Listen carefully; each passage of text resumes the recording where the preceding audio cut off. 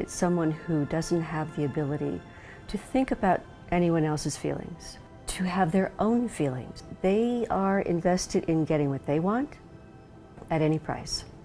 And oftentimes they do. They pretty much think through their life. It's very cognitive how they operate, very devious. When you're sitting with a sociopath, you're entertained by the story, totally engulfed in it, enamored by it, shocked by most of the details. And when they leave, it's as though you've just had an empty hour. There's nothing that stays behind. They can be much more creative than the rest of us. They have no limitations, no boundaries. They can think whatever they want, and they can do whatever they want. It's a quality because they get a lot of things that they want. They are able to dissociate from what they feel. And dissociation is one of the psychoanalytic terms, which means that you have feelings and you have thoughts. And what you feel and what you think have very little to do with each other. And you can think about it as though they're two islands. Emotions, one island, and cognitions, the other island. And they're separated by a great deal of water. With the true sociopath, there's no boat that gets across and coming back and forth. There's nothing that is going to unite the two. They're that far apart.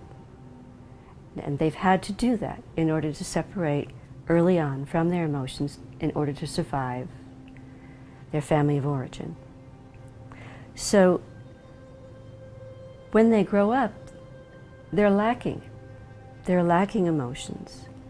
They know how to fake them, but they don't know how to feel them. They usually are extraordinarily distant from what they feel. I think that most pathologies are qualities. We all feel at different times that we're not liked, and we work very hard to make people like us, and we work very hard to be as intelligent as we can be and become as much as we can become.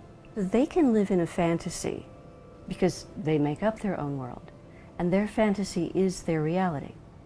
For most of us, we don't really think that way. They take on their fantasy as though it's their entire world, where we can move from reality and fantasy, but we do know the difference between the two. We can't really be creative unless we have the ability to fantasize. So in a way, that gives a sociopath an edge. You have to admire that. You have to admire what they go through and then what they become.